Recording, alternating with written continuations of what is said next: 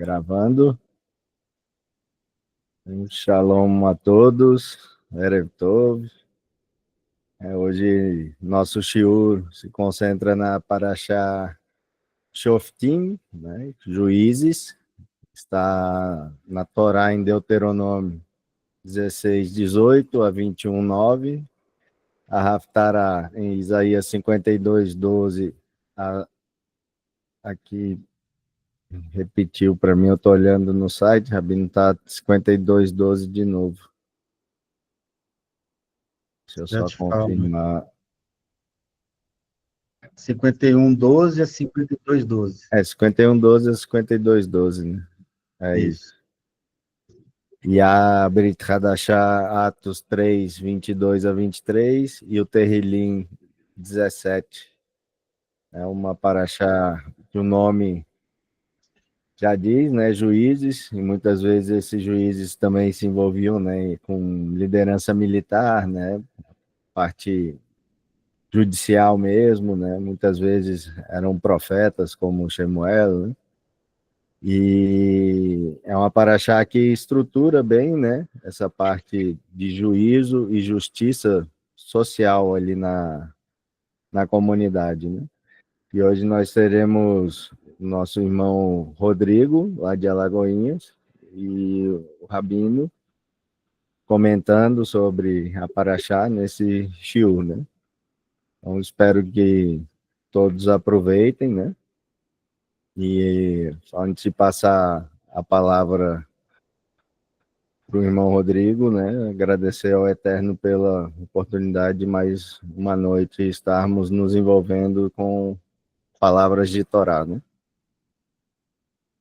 Baruch Hashem por isso, né? E, irmão Rodrigo, a palavra está com você. Amém. Boa noite, meus irmãos. Shalom. Quero mais uma vez agradecer a oportunidade de estar aqui junto com vocês. Só queria tomar a liberdade para, antes de a gente estudar, a gente fazer uma breve oração.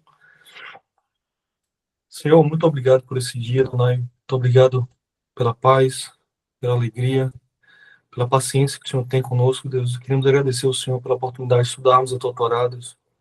Aquilo que o Senhor deixou escrito, Pai, não só na Torá, mas nos profetas. Também, Deus, na vida, Senhor, dos nossos Messias. Queremos pedir ao Senhor que nos dê capacidade, Deus, de captar, Senhor, todas as mensagens que o Senhor tem para nós. Também temos coragem, Pai, e afinco, Deus, de realmente traduzir, Deus, todo esse conhecimento, Deus, em atitudes, Pai. Deus, no nosso dia a dia, Deus, na nossa vida cotidiana, não só na nossa comunidade, mas também nos nossos lares, no nosso ambiente de trabalho, no nosso ambiente acadêmico. Pedimos uma bênção especial sobre cada pessoa que pôde estar aqui, Deus, e sobre também a vida do nosso Rabino Judá, Deus, que eu possa visitá-lo, Deus, com refuacho animado, Deus, com cura perfeita. Em nome de Yeshua, nosso Messias. Amém.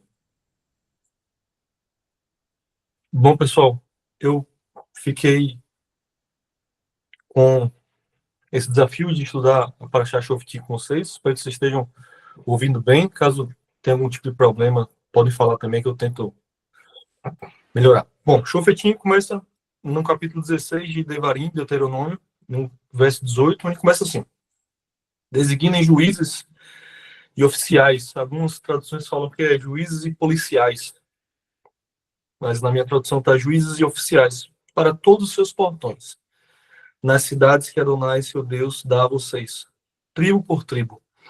Eles devem julgar o povo com justiça. Não distorçam a justiça, nem demonstrem favoritismo. Não aceitem suborno, pois um presente cega os olhos do sábio e torce as palavras da pessoa mais correta. Procurem justiça, apenas a justiça, para que vivam e herdem a terra que Adonai, seu Deus, dá a vocês. Muitas vezes nós temos o costume, né, de sempre visualizar a Torá de uma forma mais específica e literal, mas trazendo para os nossos dias de hoje, nós precisamos também ter muito cuidado, né, e eleger juízes e policiais para os nossos portões, né, os portões da nossa casa, os portões da nossa cidade, os portões da nossa alma, que seriam os nossos olhos, os nossos ouvidos, os nossos narizes e a tal da boca, que é o pior portão que tem, né, que é um portão de dupla via, né? Tanto entra quanto também sai. Mas falando sobre justiça, nós precisamos escolher muito bem os juízes que nós colocamos nos nossos portões, porque eles não podem ser corruptos, como a Torá está falando. Nós não podemos falar assim, não, mas eu só vou olhar só um pouquinho. Eu só vou ver esse vídeo só 2 minutinhos. Eu só vou escutar essa Lashon Hará, essa fofoquinha, só 37 segundos. Eu só vou comer essa comida que nem comida é, só essa vez que é um jantar de família. Então, nós precisamos colocar juízes e policiais que realmente não sejam corruptos. E eu lembro de um colega meu, eu estava sentado assim no trabalho e vendo ali no celular, e ele falou, não, Rodrigo, eu só vou passar aqui 3 minutinhos vendo esse Instagram aqui, ou Facebook, não lembro.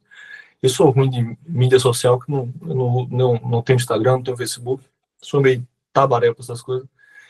E nos 3 minutos do cara lá, o cara só passando o dedo, e a tela indo para cima, e a tela indo para cima, aí eu sou meio lerdo com essas coisas, eu olhei para ele e falei, meu amigão, esse negócio não acaba não, hein? De hoje que você tá passando para cima, não chega no fundo não, hein? Ele, não, cara, Instagram não tem fim não tem fundo não.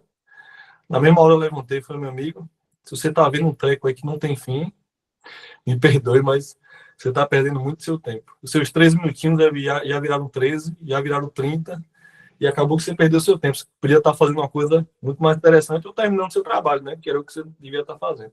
Mas, enfim, muitas vezes nós deveríamos ter juízes honestos, incorruptíveis, mas nós mesmos somos os juízes dos nossos portões e deixamos sair uma Lashon Hará, deixamos entrar uma fofoquinha de alguém só por alguns minutos. Então, essa é a primeira lição que eu tive para mim. Eu achar muito grande, importante. E dando uma puladazinha, eu gostaria que você fosse lá no capítulo 18, no verso 13, onde tem uma frase bem simples, mas uma frase bem profunda, onde fala, Devarim 18, 13. Sejam sinceros com Adonai, seu Deus. Muitas vezes nós não temos esse costume, né, de sermos sinceros. Senhor, eu gosto de uma fofoca, pai. Eu gosto de uma Lashon Hará. Me ajude a, sabe? Eu ouço 10 Lashon Hará no dia. Me ajude a diminuir para 5 só. No próximo mês, quem sabe, lá em Tirei eu já consigo diminuir para 2 Lashon Hará por dia. Muitas vezes nós não somos sinceros nem com Deus, nem conosco mesmo. Mais uma vez, essa paraxá é muito longa, muito grande, muito rica também, mas me chamou a atenção uma cena que muito interessante e bem engraçada até. Queria que vocês fossem comigo lá em Devarim 20, onde acontece uma situação bem, quer dizer, para mim, eu achei bem interessante. Capítulo 20 de Devarim, no verso 1. Quando vocês saírem para combater seus inimigos e vocês virem cavalos, carruagens, um exército maior que o seu, não tenham medo deles, pois Adonai, seu Deus, que os tirou da terra do Egito, está com vocês. E toda vez que eu leio essa passagem, eu me lembro do filme Gladiador, né? Eu sou meio velho, eu sei que vocês assistiram também, o primeiro. O segundo eu não assisti ainda não, que sou meio ruim também de assistir filme. Mas toda vez que eu leio essa passagem, eu lembro do Gladiador. Ele montado naquele cavalo, passando na frente do povo, o povo tremendo de medo, os soldados lá naquela névoa ali da guerra. E ele continua no verso 2. Quando entrar em uma batalha, o Cohen, o sacerdote, deverá postar-se à frente e dirigir-se ao povo.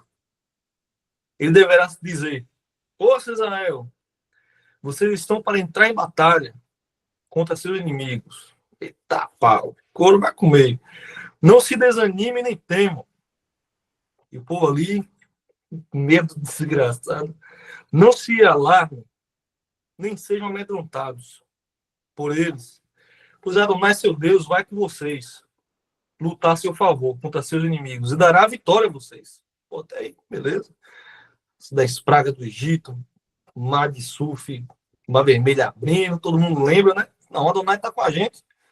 Então, vamos embora. E aí começa a parte mais engraçada para mim. Então os oficiais falarão com os soldados. Eles dirão, Há algum homem aqui que tenha construído uma casa nova, mas que ainda não a tenha dedicado? Se Rodrigo estivesse lá, eu ia botar meu dedinho para cima e o cara ia falar: volte à sua casa agora. Pode ser que morra lutando. E outro homem, então, dedique sua casa.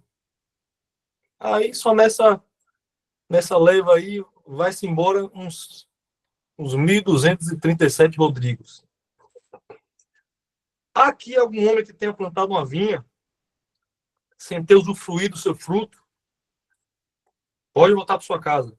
Pode ser que ele morra lutando e outro homem usufrua seu fruto. Uma pessoa aí, mas aí já vai outra leva.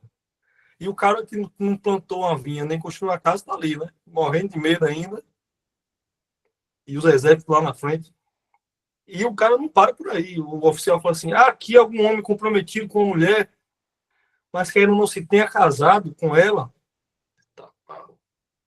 E há dois ainda vai lá, bota o dedo para cima. E o oficial fala: volte para sua casa, meu amigo. Pode ser que você morra lutando. E outro homem se case com ela. Beleza, tá aí tudo bem. E o cara não para por aí. O oficial chega lá e fala assim: aqui algum homem que tenha medo, porque se sinta acovardado. Aí Rodrigo lá: volte para sua casa, meu amigo. Pode ser que seu temor corrompa seus companheiros. Quando os oficiais tiverem terminado de falar com os soldados, comandantes serão designados para liderar o exército. Ou seja, nesse meio tempo aí, meu irmão, meio mundo já cai afora. Quem tinha construído uma casa, quem tinha plantado a vinha, quem estava para se casar, não se casou, ó, capava o gato. Isso me chama muita atenção porque até onde, né, nós vemos na Torá, onde o bem coletivo se torna mais importante do que o bem individual, ou vice-versa. O bem individual se torna mais importante do que o bem coletivo. Eu não sei, hoje eu tô meio saudoso, né, do cinema, e eu lembro muito daquele filme O Resgate do Soldado Ryan. Eu sei que o Vadia deve ter assistido aí.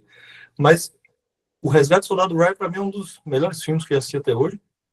E acontece que uma senhora, ela tinha 4 filhos, e infelizmente, dos 4 filhos, 3 morrem em batalha no mesmo dia, né, no dia D, lá na invasão da Normandia.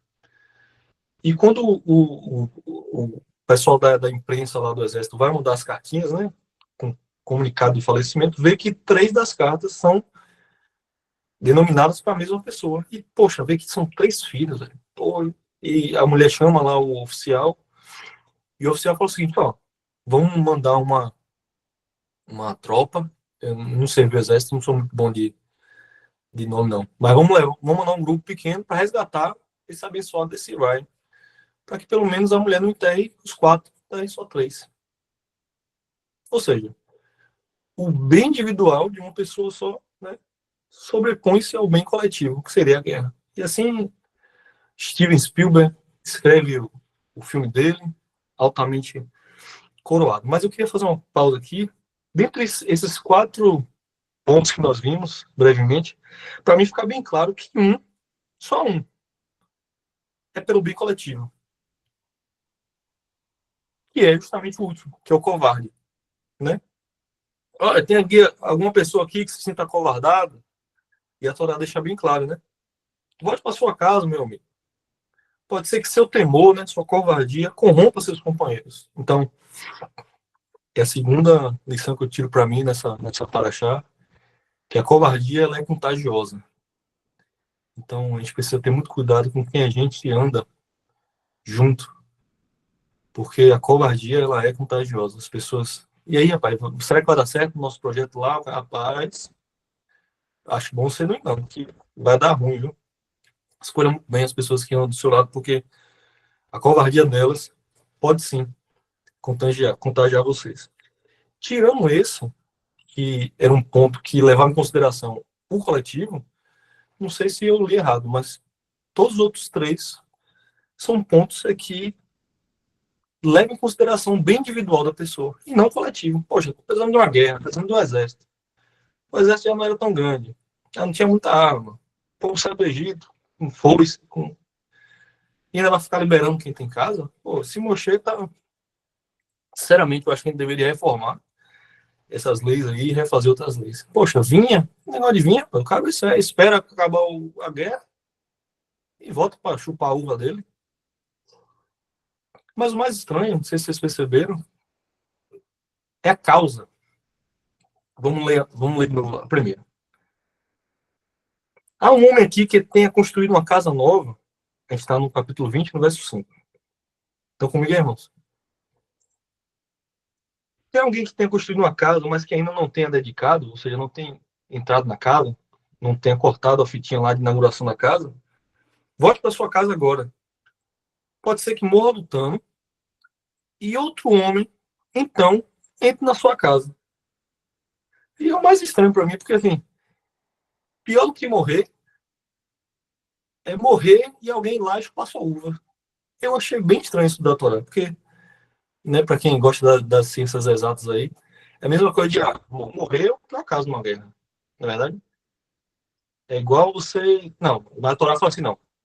Pior do que morrer é você morrer e alguém lá chupar sua uva primeiro. Aí que é ruim. Para quem gosta de ciências exatas, é a mesma coisa de não. Infinito. Infinito mais um é infinito. Não tem nada pior numa guerra do que morrer. Mas, pelo menos aqui na Torá, nessa passagem, me parece que existe uma coisa pior do que morrer. É você morrer e algum outro homem ir lá e se casar com a esposa que você deveria ter casado. É você morrer na batalha, Deus lhe guarde lá 1000 vezes, e algum homem que não é você inaugurar a sua casa. Mas eu queria fazer outra pausa aqui e realmente tentar olhar um pouquinho de longe, né, a Torá. De onde que vem essas ideias, mano?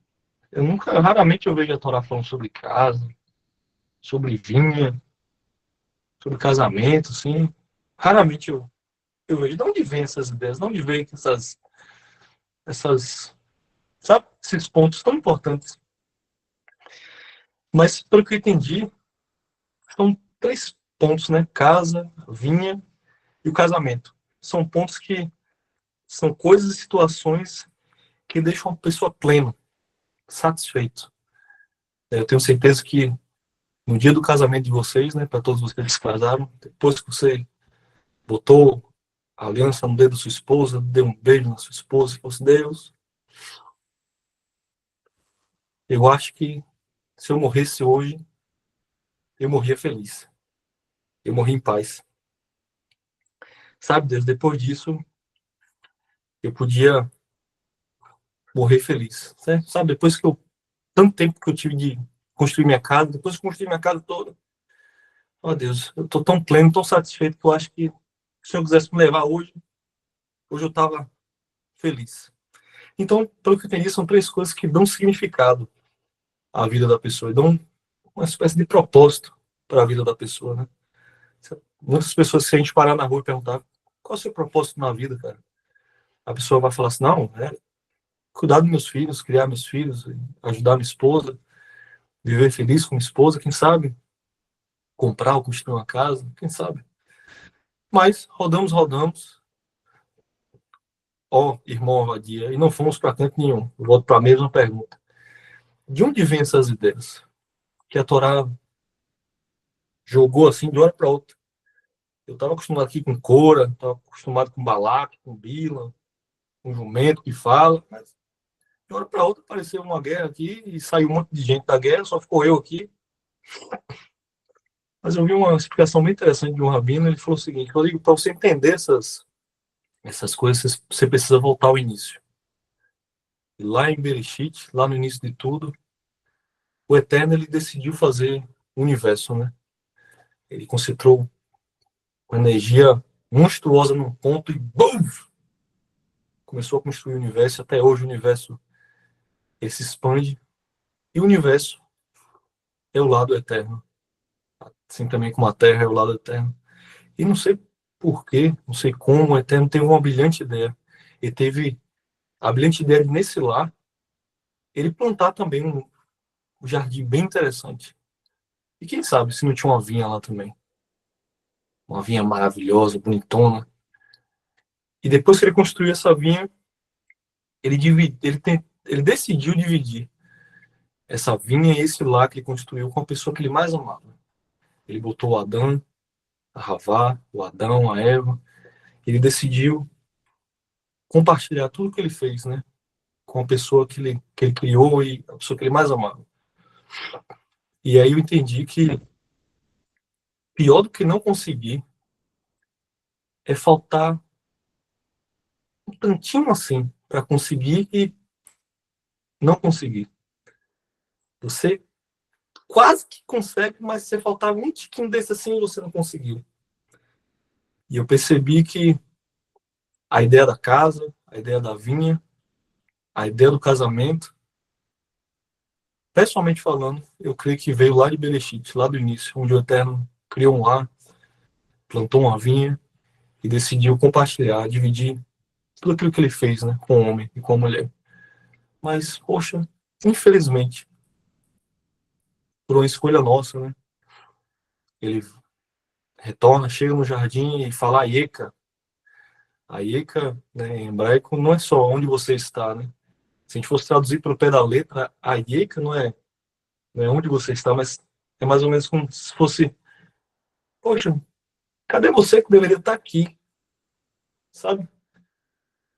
E não está aqui, sabe? Nós combinamos para você fazer isso aqui, mas na hora você não conseguiu fazer aquilo que nós combinamos que você iria fazer.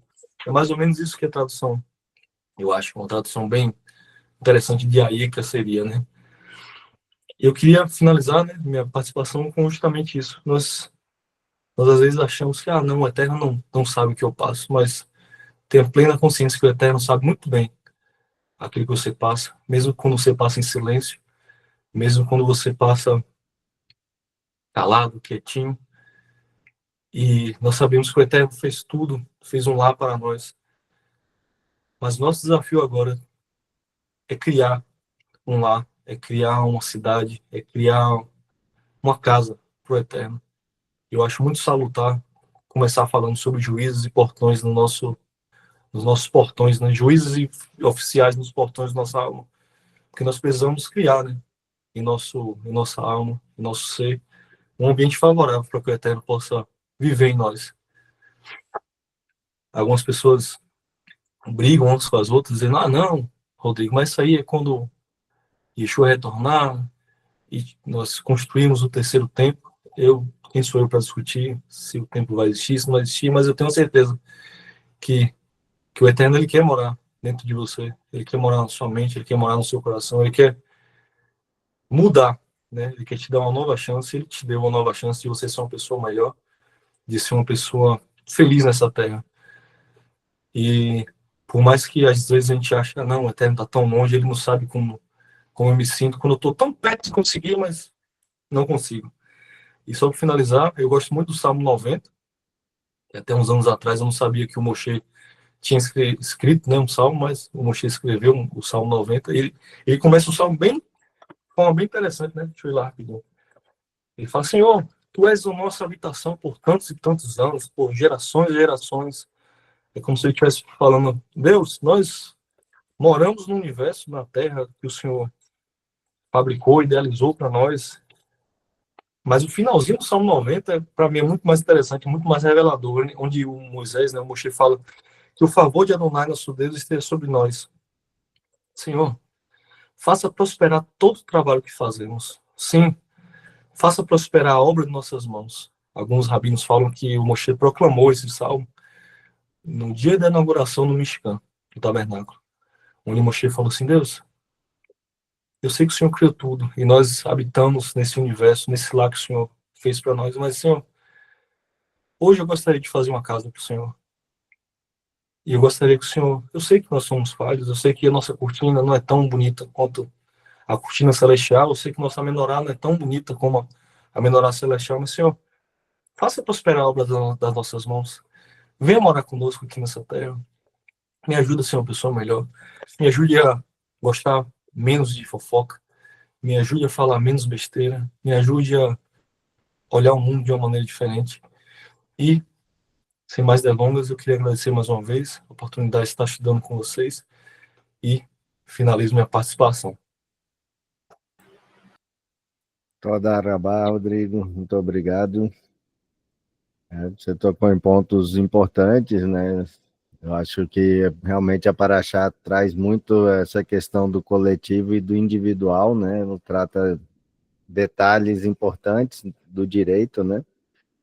E eu acho que mostra muito também a responsabilidade que cada um tem, né? Na comunidade, né? Em ser honesto, né? Em fazer corretamente. É uma paraxá muito rica, muito interessante, né?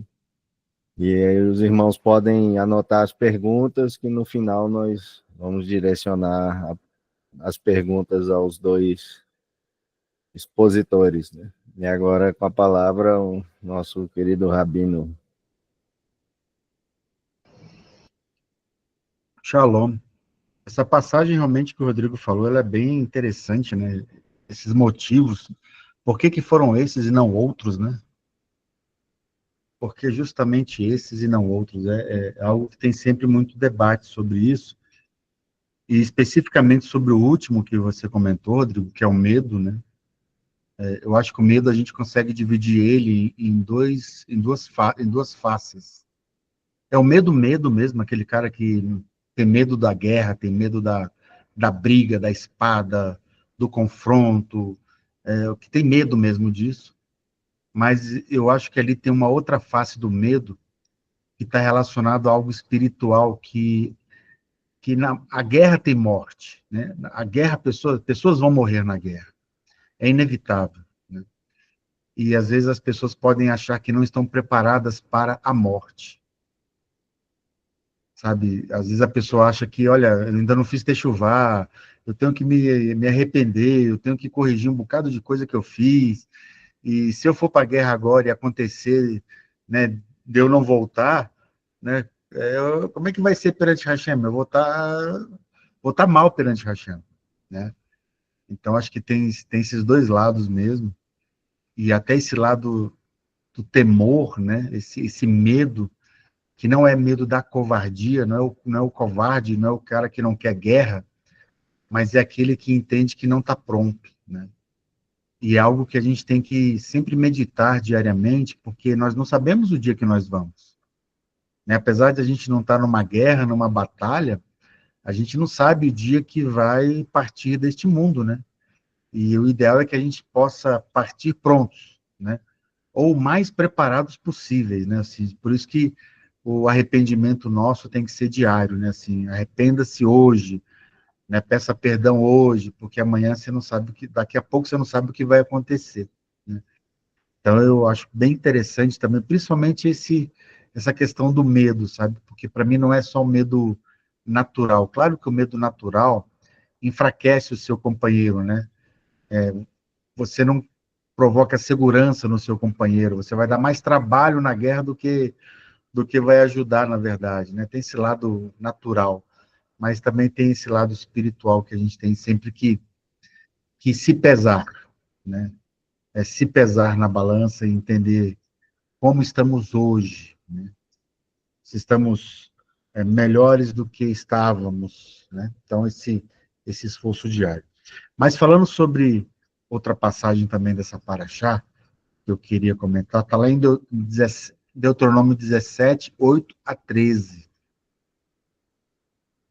Essa passagem, ela parece bem interessante para mim, me chamou muito a atenção, porque diz lá assim: quando alguma coisa te for difícil demais em juízo, entre sangue e sangue, entre demanda e demanda, entre ferida e ferida, em questões de litígio, nas tuas portas, então te levantarás e subirás ao lugar que escolher o Senhor, teu Deus, e virás aos sacerdotes levitas e ao juiz que houver naqueles dias, e inquirirás, e te anunciarão a sentença do juízo.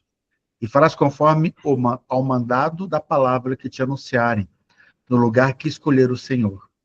E terás cuidado de fazer conforme a tudo que te ensinarem, no lugar que escolheu, verso 11, conforme o mandato da lei que te ensinarem, e conforme ao juízo que te disserem, farás.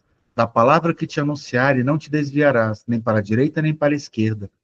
O homem, pois, que se houver soberbamente, não dando ouvidos ao sacerdote, que ali está para servir ao Senhor teu Deus, nem ao juiz esse homem morrerá, e tirarás o mal, para que todo o povo ouça e tema, e nunca mais se ensoberbeça. Essa passagem me chamou bastante atenção, porque ela é rica em algumas informações que, para nós, às vezes, passam desapercebidas. Que, por exemplo, aqui fala sobre a instituição de juízes locais e juízes no local que o Senhor escolher, ou seja, o sacerdote levita, né? E ao juiz que houver ali naqueles dias, ou seja, naquele momento. E aí a gente pode, às vezes, quando a palavra fala assim, né? Que houver naqueles dias, quer dizer que, às vezes, nós temos um comportamento de achar que os outros dias foram melhores. Ah, mas se fosse o juiz tal, se fosse o sacerdote tal, daquela época, né, a gente, às vezes, acaba menosprezando os atuais, exaltando os antigos. Então, aqui está falando para a gente que a gente não pode fazer isso. A gente tem que ouvir e obedecer aqueles que estão hoje, neste momento, nesta situação. E aqui fala que poderá ocorrer dúvidas, litígios, questões, né? Que o juiz local ele não tem o conhecimento suficiente ou ele está em dúvida com algum tema. E aí ele leva na instância superior, né? Aqui a gente está vendo que ele vai levar para os sacerdotes e para os juízes que houverem naqueles dias, né? Lá onde o Eterno escolher. Hoje nós não temos o templo mais, mas temos Beit Din, né? O nosso Beit Din, nossos sábios, os nossos rabinos que nos ajudam nas questões também que temos dificuldade sobre ela. Mas quando a gente vai avançando mais aqui, né? A gente começa a entender que a gente tem que sempre escutar, né? Então, nesse verso que eu acabei de ler, né? Então fala assim, ó, conforme o mandato da lei que te ensinarem, conforme o juízo que te disserem, você vai fazer, né? Ou seja, aqueles que estavam naquele momento instruindo sobre a obediência da Torá, deve-se ouvir o que eles estão dizendo, né? E caminhar e executar aquilo que eles estão dizendo. Mas sempre vem uma pergunta sobre isso que as pessoas fazem assim, mas, Rabino, essa é uma observação, é uma obediência cega? Não, não é uma obediência cega, de maneira nenhuma. Ela tem que ser uma obediência compreendida, né? O que eu quero dizer sobre isso também? Que existem algumas coisas que, às vezes, as pessoas decidem com toda a boa-fé, com toda a limitação do conhecimento que têm, mas muitas vezes não é ou não seria a mais adequada decisão. Mas foi a decisão proferida. E eu vou usar um exemplo sobre uma fixação de uma data no calendário que houve pelo Rabino Gamaliel. E houve uma discussão entre o Rabino Gamaliel e o Rabino Yehoshua sobre o dia que era Rosh Chodesh. Então, duas testemunhas chegaram, né, diante do Sanhedrin, presidido pelo Rabino Gamaliel, e disseram que haviam visto a lua nova. Então, você tem duas testemunhas de um fato. E naquele momento era assim mesmo que era identificado e anunciado o Rosh Chodesh, né? Mas pelos cálculos feitos pelo Rabino Yehoshua, cálculos astronômicos, matemáticos, parecia na interpretação do Rabino Yehoshua algo impossível. E aí ele achava que as testemunhas eram testemunhas inválidas por causa dos cálculos dele.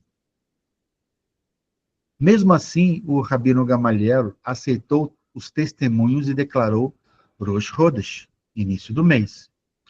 Isso gerou uma tensão nesse momento, né?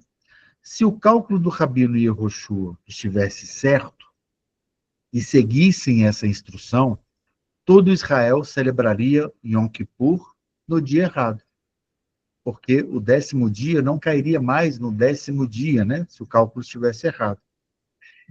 Israel deveria seguir sua decisão, porque a autoridade deles vem da própria Torá, ou seja, quando a gente vê que a Torá diz que é pela observação, né? Então, a gente tem, nesse primeiro momento aqui, as duas testemunhas, né? E os demais que poderiam achar que os cálculos astronômicos de Yehoshua estavam certos, eles deveriam também seguir a orientação dada pelo Sanhedrin e pelos juízes daquele momento. Porque lá no verso 11 diz lá, né, lotassur, ou seja, não te desviarás. Porque não há nesse momento uma corrupção no Sanhedrin, né? Não é, que é diferente se houvesse, né? Então, no verso 12 diz que deve-se seguir essa orientação, porque senão a pessoa vai ser considerada, né, um Zaken Mamre, ou seja, um ancião rebelde, um Ish Mamre, um homem rebelde, né? Alguém que rejeita publicamente a orientação, a decisão dada pelo Sanhedrin, que a gente entende que naquele momento, né, ou ali na Parashá Devarim, é algo que Hashem também estabeleceu através de Moshe, né? Com isso, a gente tem que entender que a Torá não está retirando de nós a possibilidade de ter pensamentos críticos, né, com o intuito de preservar a palavra de Hashem. Nós podemos ter conhecimento e devemos ter conhecimento, mas devemos também entender que o princípio da Torá prevalece sobre essas coisas, né? Ou seja, se o tribunal, se o Sanhedrin julgou de boa fé, de acordo com a Torá, devemos obedecer, porque isso gera unidade em Israel, unidade do povo, né? Mais do que uma certeza individual, que era no caso do Rabino Yehoshua. Agora, se o tribunal é um tribunal corrupto contra a Torá, a gente tem que obedecer à Torá. Porque a mitzvah de seguir os juízes, né, seguir os líderes, nesse caso, se aplica quando eles julgam como representantes de Hashem, não quando usam poder para perverter a justiça, né? E por que a gente deve se perguntar nessa passagem, por que a pena para essa pessoa que não ouve, não dá ouvidos ao que chegou a ele como sentença, como orientação, né, como a interpretação da lei, por que não ouvir tem uma consequência tão drástica, né? Você fala assim, só porque eu não estou dando ouvidos, ou seja, não estou realizando aquilo que me mandaram fazer, como diz lá no finalzinho dessa passagem, né, no verso 12, né, esse homem morrerá e tirarás o mal de Israel. Por que uma pena tão severa, né?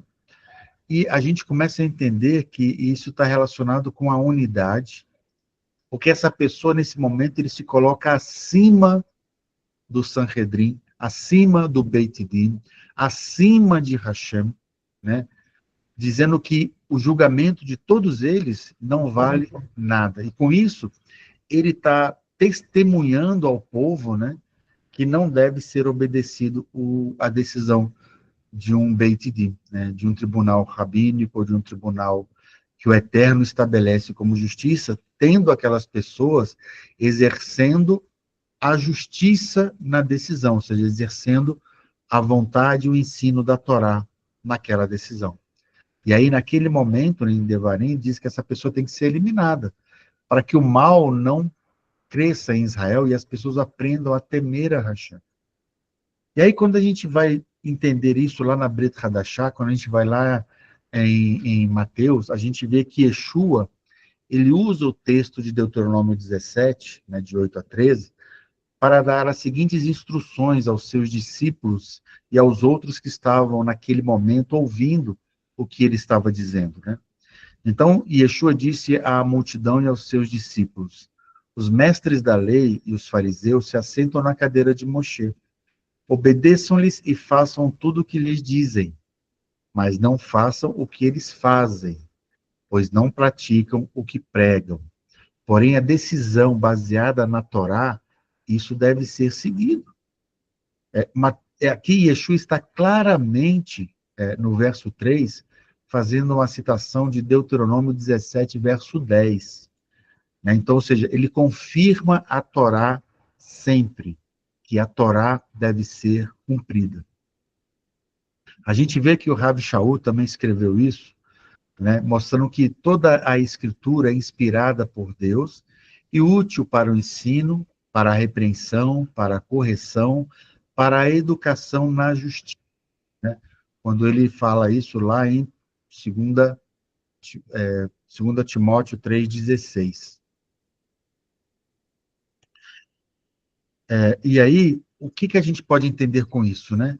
É que, como a palavra está dizendo assim, ó, para ensino, ensino é aquilo que eu não sei. Então, está me instruindo, está me capacitando, né? Para a repreensão é justamente para me corrigir mesmo, porque a Torá mostra quando eu estou em pecado, quando eu estou infringindo, né? A desobediência à lei é o pecado. E para corrigir quando eu estou com uma interpretação errada. Eu estou interpretando erradamente o texto, as escrituras. Eu estou criando um pretexto, eu estou tirando o texto do contexto, né? Então, quando essa palavra vem e me corrige para me educar a realizar a vontade de Hashem. Então, esse dar ouvido e toda essa repreensão vem através também dos nossos líderes, né? Daquelas pessoas que Hashem tem colocado a guiar-nos, né? A nos ajudarmos nessa trilha, a nos orientarmos aqui neste mundo. E quando o Rav Shaul fala sobre essa passagem, né? Ele escreveu isso no final do século I, né? Antes da consolidação dos livros da Brit Hadashah. Então, na época, o texto que ele usa como escritura é o Tanar, né? É a Bíblia hebraica, né? Torá, Neviim, Ketuvim. Ou seja, não existia ainda Brit Hadashah nesse momento. Então, ele não se refere a esse conjunto de livros que depois se tornarão, né, fazer parte também dos escritos. Então, toda escritura, a gente vê que não inclui, né, o que nós chamamos, ou o que chamam hoje, de Novo Testamento. Né? As cartas estavam todas ainda separadas. E quando a gente vai para o grego dessa passagem, a gente vai ver que ele usa dois termos importantes, que é graphe, ou seja, que significa escritura. E a outra passagem é teopeneustos, ou seja, teó de Deus e pneustos de pneuma, né? Ou seja, são materiais escritos, inspirados, né? Soprados divinamente por Hashem, né? Então, quando ele está falando sobre isso, ele está falando com 100% de certeza da Torá, dos profetas e do escrito, que nós chamamos de Tanar, né? E Shaul afirma que esse texto, né, esse material, ele é útil para nos ensinar, nos corrigir, nos repreender, né, e instruir na justiça, ou seja, possui uma autoridade moral e uma autoridade espiritual.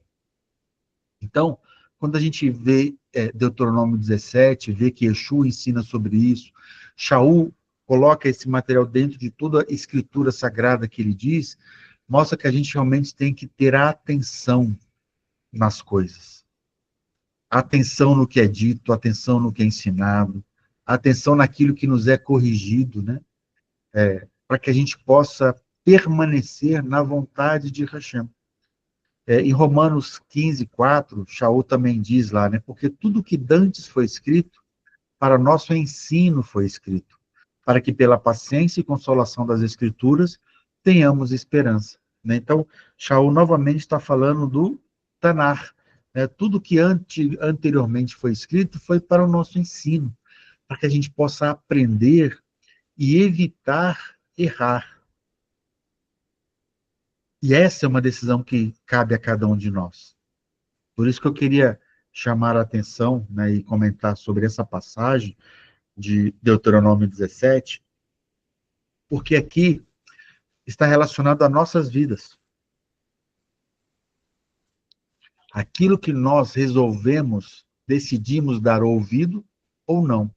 Porque quando fala de litígios aqui, demandas, a gente tende a ter uma expectativa de algo somente externo a nós. Mas, na verdade, nós temos as nossas questões internas. Será que é? Será que não é? Será que eu posso? Será que eu não posso? Será que eu devo? Será que eu não devo? Será que é o momento? Será que não é o momento? Será que é a forma? Será que não é a forma? Então, todas essas dúvidas internas que nós temos também, nós temos que ir aonde? Na Torá, e pegar da Torá, extrair da Torá o princípio para que a gente possa utilizar nas nossas vidas.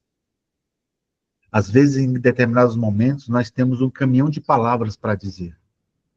Mas será que é apropriado? Será que vai edificar?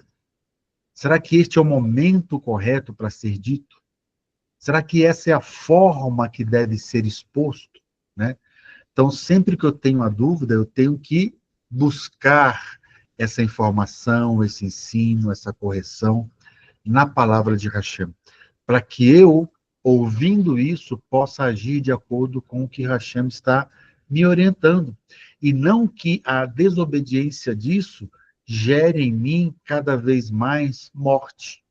É porque toda vez que eu desobedeço a Hashem, né, há morte, né? Ou seja, há um vácuo, né? Há uma separação entre nós e Hashem. Né? E o pecado do salário, todos nós sabemos, é a morte.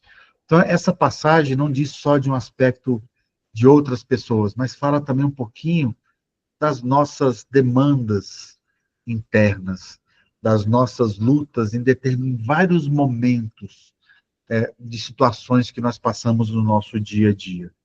Né? Então, que essa passagem também sirva para que a gente reforce, né, a importância de conhecer e de ouvir a palavra de Hashem para colocarmos em prática nas nossas vidas. Com isso, usando as palavras do nosso querido Rosh Rodrigo, eu encerro também a minha participação. Toda Rabá, Rabino, muito obrigado. Destacando sempre ensinos importantes, né, que Yeshua trouxe também para a gente, né? A atitude individual em reflexo da comunidade, né? É sempre o bem geral, né? E o trabalho de cada um para a comunidade seguindo um caminho que é o correto, né? O caminho da Torá.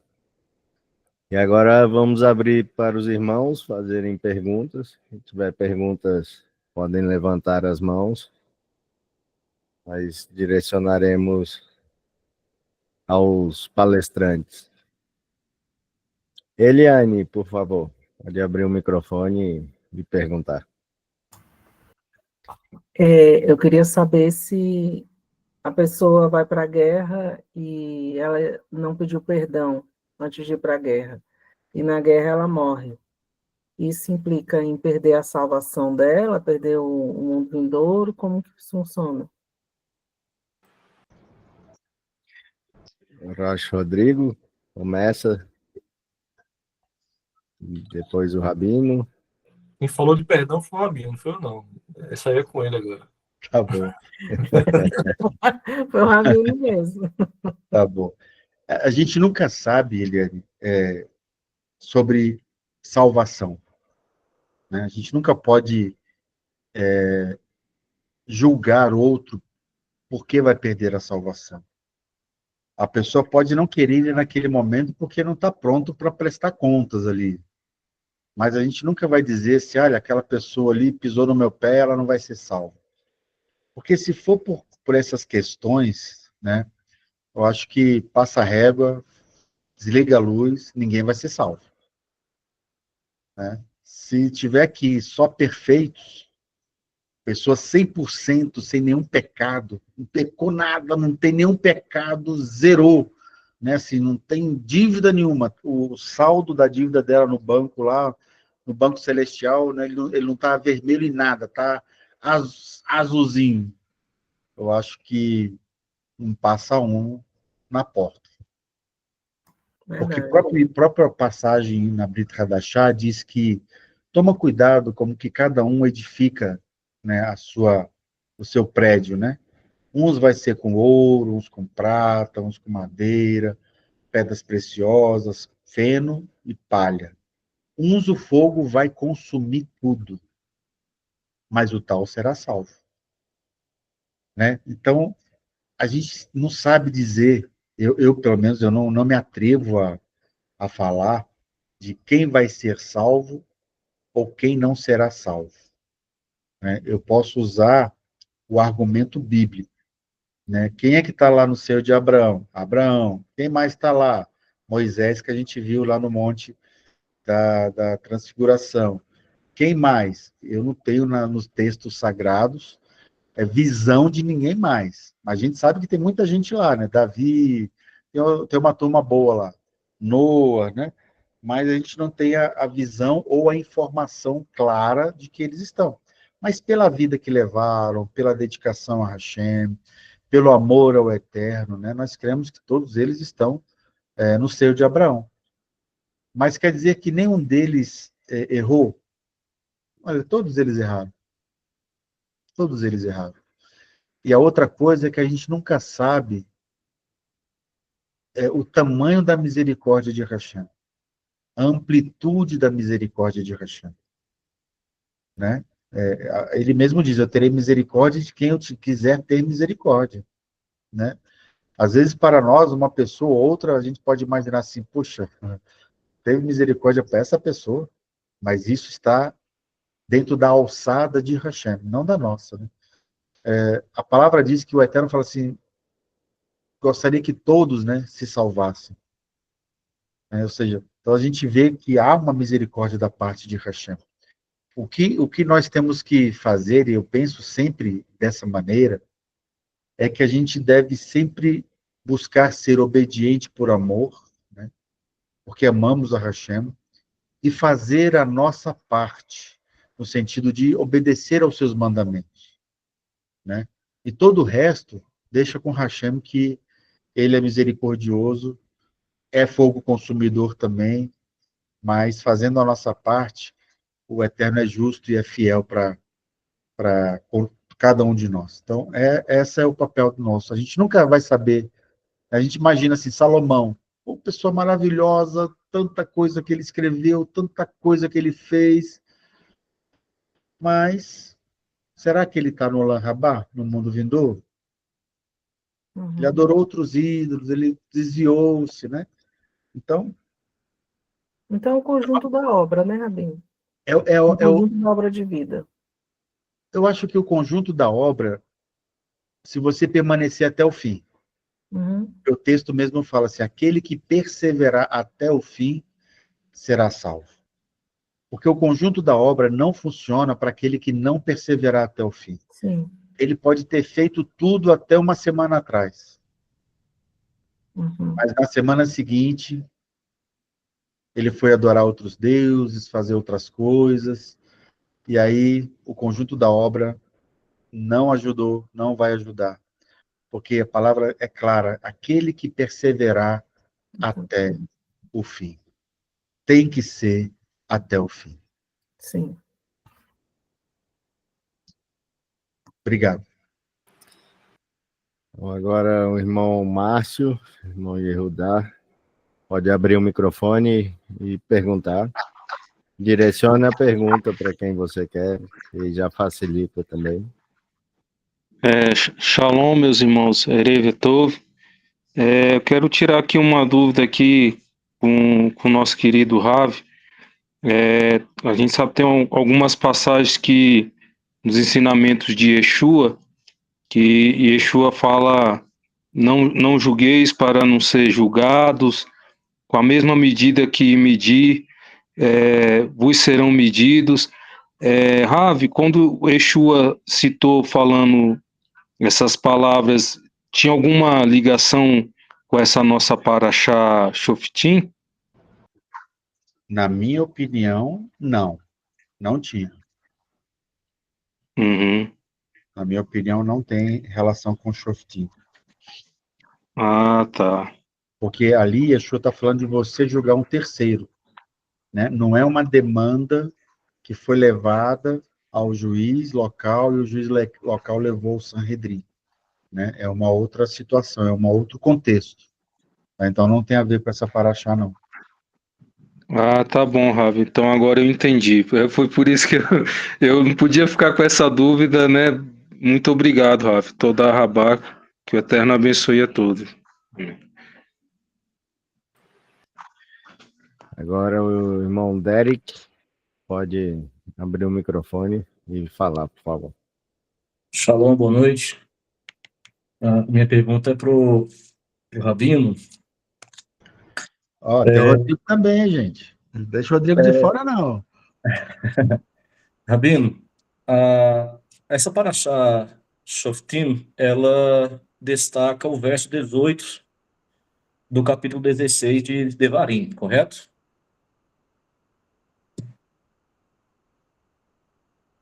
Capítulo 16, verso 18, certo? Ali, no verso 18, é estabelecido uma organização social, judicial e espiritual de Israel, né, promovida por Moisés quando instruía a nova geração. Pelo menos foi o que eu entendi na minha leitura. A minha pergunta é, com essa introdução que eu fiz, como que o senhor enxerga hoje, tendo a posição de rabino em relação a nós, como que seria hoje essa admoestação, essa instrução dessa nova geração que está por vir? O que o senhor traria para a gente hoje, dentro dos ensinamentos da Torá, com base no capítulo 16, verso 18 de Deuteronômio? O princípio, ele é o mesmo, tá? O rabino, no caso, a gente recebe as demandas e a gente julga entre as demandas. A gente julga entre as dúvidas, entre os questionamentos, soluciona, né, os problemas. E aquilo que a gente tem dúvida, a gente leva para a instância superior. Eu ligo lá para o Rabino Judá, eu ligo para o Rabino Gustavo em São Paulo, eu ligo para o Rabino Avner lá nos Estados Unidos, eu ligo para outros rabinos e peço, olha, me ajudem numa questão X. E aí o parecer que eles me dão, né, é o parecer que eu trago e informo também. Então, essa estrutura, ela existe dentro das sinagogas também, né, chamadas de Beit Din, onde a gente estabelece essas questões. Nos casos locais, eu chamo, muitas vezes, os irmãos da comunidade, eu chamo 1, 2, 3 irmãos, né, e trato o assunto, a dúvida, né, muitas vezes, eu quase 100% das vezes, sem falar a fonte, né, sem falar a origem, mas informo, falo do problema, a gente discute entre nós, muitas vezes, a situação, e aquilo que a gente entende de acordo com a Torá é o que a gente leva para que a pessoa possa receber como orientação. É assim que a gente entende e funciona. E tem funcionado. Maravilha, compreendi. Obrigado. De nada. Agora, passar a palavra para a irmã Ana Ieda, de abrir o microfone e fazer seus questionamentos. Shalom, irmãos. Eu queria somente perguntar no capítulo 18, né, de Deuteronômio, no capítulo 18, versículo 15. Versículo 15, versículo 18, vai falar de um profeta. Eu imagino que esse profeta seja, chamou Jesus, né? Está se referindo a Jesus, não é isso? E também, Sim. lá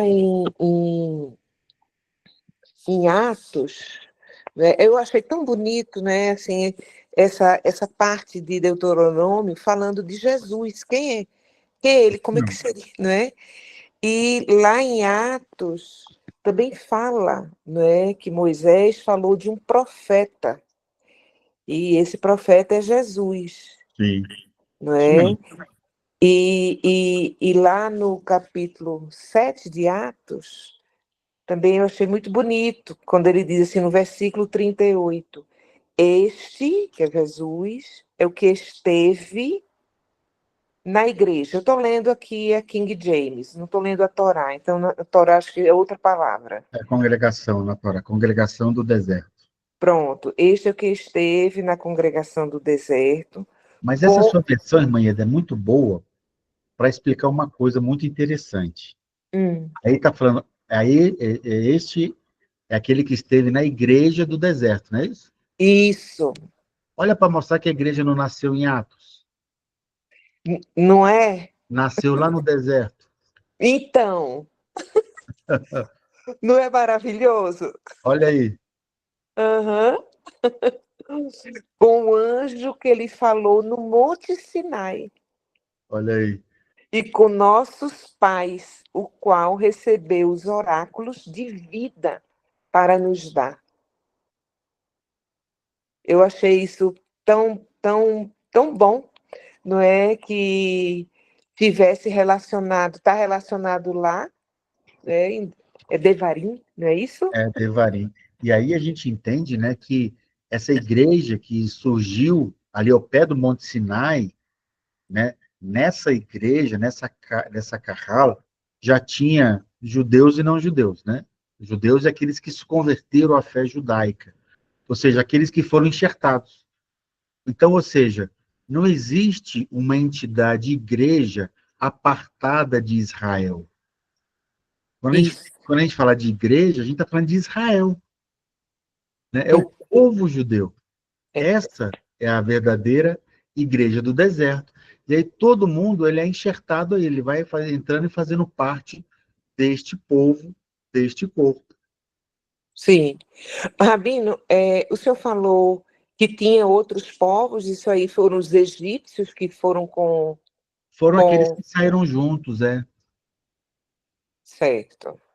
aquele misto de gente que saiu junto com os hebreus ali, né? Todo mundo começou a fazer parte do mesmo povo, Certo. né? Todo mundo ali foi incluído. Uhum. Uma outra questão que eu queria também te perguntar, não tem nada a ver com o nosso estudo, mas é como está bem pertinho, né? A gente leu Isaías 52, e aí eu queria fazer uma pergunta. É verdade que os judeus não leem Isaías 53? É um material que não é incentivado o estudo, é verdade. Que coisa triste, não é? Porque Está ali o Messias sofredor, né? é, é. E só que eles hoje, né, hoje estudam um pouco mais por causa que nós falamos muito, né, os judeus que creem em Yeshua falam muito sobre Isaías. Só que hoje eles dão uma interpretação diferente para o texto de Isaías, né? De uma época para cá, a interpretação mudou. É mais ou menos como se houvesse uma mudança na legislação, digamos assim, né? Como é que é dito? A última instância da legislação eu não lembro o termo, a jurisprudência, digamos assim. Era uma e aí mudaram para outra. Então, antigamente, sempre compreendeu-se que ali se falava do Messias, sempre se compreendeu que se falava sobre o Messias. Isso dentro do judaísmo tradicional que não crê em Yeshua. Mas eles entendiam que ali falava sobre Yeshua. Depois que Yeshua veio, passou-se alguns séculos, a partir de Rashi para frente, a interpretação é que não, aquela passagem ali está falando sobre Israel, a nação de Israel. Né? Então, hoje, eles interpretam aquela passagem como a nação de Israel. Mas não era assim. Né? Não era dessa maneira a interpretação. Tem que forçar um pouco a barra, né? Muito a barra. Para poder achar que está falando de Israel. Tem que fazer um exercício aí, uma ginástica, um Uhum. contorcionismo grande. Isso. Pronto, era somente isso, Rabino. Obrigada. Aí o irmão Rodrigo, ao senhor, né, por trazerem essa porção tão preciosa. Amém. Com certeza. E então a palavra agora com a irmã Patrícia. Pode abrir o microfone e... Opa, boa noite, gente. Boa noite. Eu queria comentar aqui com o Rodrigo, porque ele falou que lembrou aí do filme, né, do Gladiador. E eu, né, morei na Europa, a família do meu filho é europeu, e eles estudam muitos romanos. E essas leis da guerra, elas foram copiadas por Júlio César. Inclusive o mesmo discurso, não se atemorize quando veem que estamos em minoria. Ele usa o mesmo discurso. E Júlio César ganha todas as guerras que ele participa. Parece que são leis em outra dimensão. Porque ele copia a guerra. Agora tem uma coisa curiosa com Júlio César, que acontece a mesma coisa com Josué. Quando alguém saqueia, Acã saqueia, ele manda matar. Ele fala, não é para saquear o inimigo. De uma guerra a gente só tira a espada, a gente não pode saquear. Então parece que Júlio César ou se inspirou na Bíblia, eu fico com essa curiosidade, ou a história se repetiu, sabe? Porque as leis são as mesmas. O discurso é o mesmo, não se atemorize quando te vês. Inclusive, quando ele usa de benevolência nas leis que você citou aí, né? Os historiadores chamam Júlio César de inteligente estratégico, porque ele usava de benevolência com os militares. Vão lá, vão se despedir da sua família. Então, ele tinha essa benevolência. Quando eu li isso, achei muito curioso. E, enfim, acho que são leis muito poderosas, porque anos depois surgiram um efeito e ele não perdeu uma guerra. E até hoje é comentado de uma inteligência estratégica, disso, aquilo. É isso. Júlio César viveu bem depois de Moshe, né? Moshe é bem anterior a Júlio César, então... Ele viveu, acho que 40 anos antes de Cristo. Então é bem provável que Júlio César tenha conhecido, né, esse material, né, esses textos, né, e pode até ter utilizado parte desse texto aí nas suas estratégias militares também. Pode ser, sim. Legal, obrigada. O que eu achei, assim, para mim foi uma surpresa, né? Eu nunca tinha analisado dessa forma, mas muitas vezes nós não percebemos, né? Que o Eterno percebe, né? E que o Eterno leva em consideração, né? Sabe, você tá tão pertinho de se casar, mas, poxa, na hora de se casar, o cara não vai se casar, o outro vai se casar com sua mulher. Sim, eu percebia cuidado do Eterno, né? Eu sei que Júlio César tinha suas maquinações, mas também eu sei que o Eterno, como várias vezes aconteceu na Torá, ele podia vencer a batalha com 1000 soldados só, né? Então eu percebo assim, um cuidado do Eterno, dizer assim, não, volta lá para sua casa, curte um pouquinho sua casa, curte sua vinha, curte também sua esposa, não, um cuidado extra especial, né, do Eterno para os soldados também. Em relação ao covarde, eu entendi o que o Rabino falou, mas né, nós sabemos o quanto a covardia também, o medo, né, ela é contagiosa, né? E talvez Júlio César fazia a mesma coisa. Olha, meu irmão, tá com medo, é melhor nem vir. Fica por lá mesmo.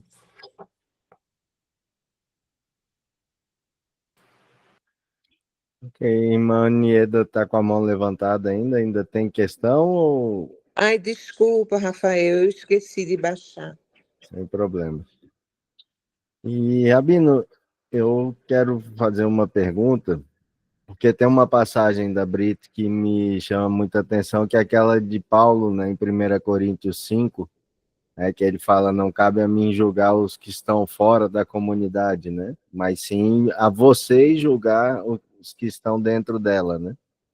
Expulsem o perverso do meio de vocês, né? E aí eu fiquei também pensando nessa questão do perverso ali, né? Que a história começa falando de um pecado sexual, né? Que é um homem casado com... Não, uma mulher casada com a irmã do pai, né? Alguma coisa assim. Um homem estava... A esposa do pai dele, né? Ele casado com a esposa do pai. E nesse caso, poderia haver techuvá, né? Porque eram gente de fora entrando para a comunidade, né? Se houvesse ali um divórcio, né? Se separassem e se retratassem, né? Passassem a viver uma vida, não caberia expulsão, seria isso mesmo? sempre que há a possibilidade da techuvá, né, sempre que ocorre a techuvá, né, e techuvá, a gente fala de reparar mesmo, né, assim, não adianta a pessoa imaginar assim, olha, ela soltou um carro forte, pegou lá R$ 1 milhão, mas depois se arrependeu, nossa, mas como eu estou arrependido, pediu perdão a Deus, mas os R$ 1 milhão continua guardado lá debaixo do colchão, né? Não, isso não é arrependimento. Não adianta. Usando do pecado, né? Você tem que realmente ressarcir, corrigir, né? Então, assim, aqueles que Paulo fala exatamente sobre isso, a gente tem que cuidar e a autoridade nossa é os de dentro. Os que não estão dentro da aliança, estão fora, a gente não julga essas pessoas, a gente não tem relação com elas, né? E o comportamento delas mostra, muitas vezes, se elas fazem parte ou não do corpo, né? E a gente não pode ser lento, e aí tem uma coisa importante aí, que a gente não pode tardar muito, né, em tomar decisões. Aquela coisa de vai protelando, vai protelando, vai protelando, vai protelando, né? Isso é ruim, é muito ruim. Então, a gente tem que tomar decisões, às vezes, duras, né, mas são necessárias de serem tomadas, né? Mas a nossa competência, né, a alçada da competência está nos de dentro, né? Tá aos de dentro. Os de fora, né, que querem conviver, devem corrigir as atitudes, tem que fazer techuvá, né? Tem N considerações aí para serem feitas, né, nesses casos. E ali você vê que Paulo toma uma atitude dura, né? A forma como ele coloca, né? Assim, põe para fora. Sim. Ele não tem arrependimento, não tem mudança, né? Não agrega a comunidade, não adere, né, Não obedece a às Torá. normas da De acordo Torá, com a né? Torá. Porque é Levítico 18:8, né, se eu não me engano, que proíbe o casamento dessa maneira, né, com a Exatamente. esposa do pai, né? Exatamente. Então é um pecado, né, uma violação da Torá, né? Sim. E essa questão que você falou também de julgar dentro, acho que a gente tem que ter mais em mente também a questão que Yeshua fala, né? Porque também não adianta julgar o coleguinha com uma trave no olho, né? Falando do cisco. Primeiro a gente tem que sempre julgar a gente mesmo, né? Esse é o juiz mais difícil de ser, né? O juiz do ego, né? A gente tem que ter, a primeira coisa é um bom desconfiômetro, né? Sim. É um bom desconfiômetro. Então, Né? primeiro a gente tem que se olhar, se enxergar, se conhecer, né? Eu diria que é uma das coisas mais difíceis que tem, é você conhecer a si mesmo, ter um encontro consigo mesmo, né? Como o Rodrigo falou, e falar assim, olha, eu sou essa pessoa que gosta de fofoca, eu sou essa pessoa que gosto de fazer isso, mas eu preciso mudar, Rachane. Né? Então, eu sou um mentiroso, eu sou um ladrão quanto mais, eu sou sei lá o quê, né? Tantas coisas que a gente pode imaginar. Esse encontro verdadeiro, né, ele ajuda muito na transformação, sabe? Mas é algo que a maioria das pessoas, elas evitam, né? Por isso que a falta do desconfiômetro é essa que Yeshua fala, né?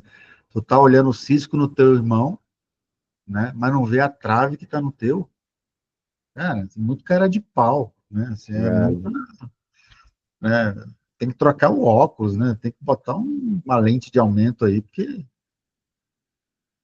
Isso também mostra a Tem importância uma da coisa, Alex, individualidade de cada um, né? mas tem uma coisa importante nisso também, Rafael, que é o seguinte, às vezes a gente acha que ninguém está vendo.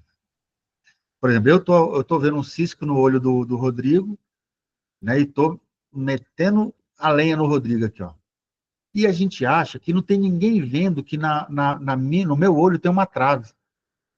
Mas a maioria das pessoas vão olhar e falar assim, mas ele não está nem tirando a trave do olho dele para mexer no cisco do olho do Rodrigo. As pessoas percebem, Sim. as pessoas veem, sabe? A gente não pode imaginar que as pessoas são cegas, são tão insensíveis com as coisas. Não, as pessoas notam, elas percebem. Ainda mais quando você está na comunidade, né? Você começa a conhecer as pessoas te conhecem, elas sabem seu temperamento, elas sabem seu pensamento, elas sabem seu comportamento. E aí, quando você fala alguma coisa, ela sabe quem você é de verdade. Às vezes até você não sabe quem você é, mas às vezes o outro já sabe quem você é. Então, a gente não consegue imaginar que, tem alguém ali que, né, a vida inteira vai enganar. Não, uma hora chega dessa pessoa ser revelada, para se revelar quem é essa pessoa, sabe? E normalmente, quem é muito assim, de ficar olhando cisco no olho dos outros, é uma forma de defesa, é uma forma de proteção. Porque quando eu chamo a atenção para você, Rafael, eu estou tirando a atenção de mim. Então, quando eu começo a falar, mas está vendo o cabelo do Rafael? Eu começo a chamar a atenção para você, eu tirei a atenção de mim. Então, essa é uma forma de me proteger. Então, sempre que você vê alguém muito procurador de cisco, né, pode ter certeza que ali tem alguma coisa que tá oculta ainda. E uma hora o Eterno vai trazer a luz. Ótimo. E, então, se ninguém tem mais perguntas, vamos encerrar o shiur de hoje. Mais uma vez agradecer ao Eterno pela oportunidade de estarmos reunidos, conversando e estudando a palavra dele, e que isso venha mais uma vez no Shabat, né? E semana que vem